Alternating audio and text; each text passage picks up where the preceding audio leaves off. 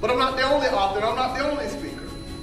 So what makes me different from everybody else, separates one from the other person, is their commitment to every day investing into what they want and what they're willing to give up to get. Exercise. We're going to get better with our finances. We're going to do this. We're going to do that. Whatever your thing was. Some people followed through, but some people didn't. It's okay. There's still time left. Frustration is passion without pursuit is painful. To be passionate about something you won't go after, that's painful. Spoke to me today, and what I tell you is absolutely amazing. I'm 15 years old.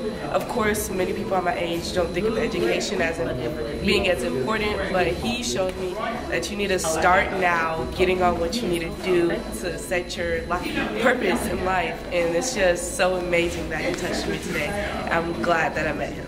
So sometimes you marry your gift until you build it to a place that you now have a business, you learn all the intricate details. So what I would say is if you know that's your gift, once you start investing into it every day, your gift transcends time. You can start a relationship that ends a year from now, you can start a job again, but so few people can start something and day after day after day stick with it. I believe there's no special people in the world.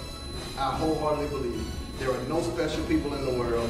There are just those who figured out early in life what they wanted and they committed themselves to going after it. Landa, and today we heard Marcus speak. He is so amazing. Like, even at my age, and I'm 25 years old, I was in here saying amen. Like, the stuff he was talking about is so true, and just how, like, I'm gonna start writing down my goals and doing the 2 hours and 40 minutes a day, just focusing on something that I would just really like to do in my life and be successful at. So I'm gonna do that every day from now on, just like he talked about. He is such an amazing speaker. He makes you actually want to go out and find your goals and be successful and do it. For your mentors can dream with you, but we can't dream for you. We can dream with you, but we can't make your dream become reality. You have to make a decision that you are going to every day put it in the work. So the question has to become, what do you want? That you have the opportunity of a lifetime and you're going to spend your whole life playing rather than making a decision to do something positive. I'm deadly afraid that many of you won't even recognize that you have the potential to be millionaires and billionaires, but you rather hang out with your friends and talk about people who got it. Just listen to Marcus speak in front of our group today. It was an awesome program. Definitely resonated with all the students. They both of my mentors took a lot away from it, and I would definitely recommend him to speak in front of you guys. Like I said, his story really resonated with me as well as my mentor. So he's awesome. Definitely, if you're looking for someone to speak, he's definitely one that you. All I could hear playing in my head was people telling me what I couldn't do, what I couldn't be, what I couldn't accomplish, all the things that will never happen in my life.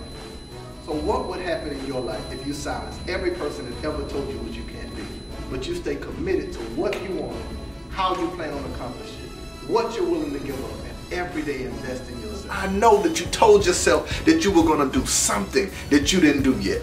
And I believe the worst person in the world to lie to is to yourself. Pressure is always going to be put on an area you did not develop. And life is a weight room. It's going to always see how much can you lift up off. When pressure is put on everything that you didn't accomplish here, every bad habit that you create here, pressure is going to be put on that. If you don't understand time management, you're going to work somebody's job and they're going to put pressure on the same thing you didn't accomplish. If you're late for class here, you're going to be late for work, they're going to fire you. It is not too early for you to figure out what you want to do. If you think that you need to wait until you're my age, then you're missing. Your principal wants to see you win. Your teachers want to see you win. That's why day in and day out, they're giving you everything that you need to be successful. The principle is this. You get 24 hours in a day. Every hour is worth $100. Every single hour. That's $2,400 a day. And you decide what you do with it. That's what changed my life. I made a decision October 10, 2010, that every single day that I would invest 2 hours and $240 back. I realized even now, since 2010, I've invested 2 hours and 40 minutes every single day into what I think is my area of talent or passion. And my goal is to every day for the rest of my life be consistent with it. That's what I mean by winning the day. This is the greatest thing that will ever happen to you. For certain people not to believe it. You might sound weird, but in order for you to to achieve anything in business or success, you have to learn to respect your thoughts. Just have to learn to respect your thoughts. Stop asking people before you ask you what you have to say. Being a successful failure, and to me that's an oxymoron. So explain what you mean by being a successful failure. I was a successful failure. By the age of 19, I purchased my first home, had a couple cars, a real estate company, a cleaning business, a promotion company, was working 2 jobs. But it hit me that I wasn't successful, I just had money. And there's a big difference. I didn't know who I was, didn't know what I wanted, I had no definition of success. I was cocky, I was arrogant.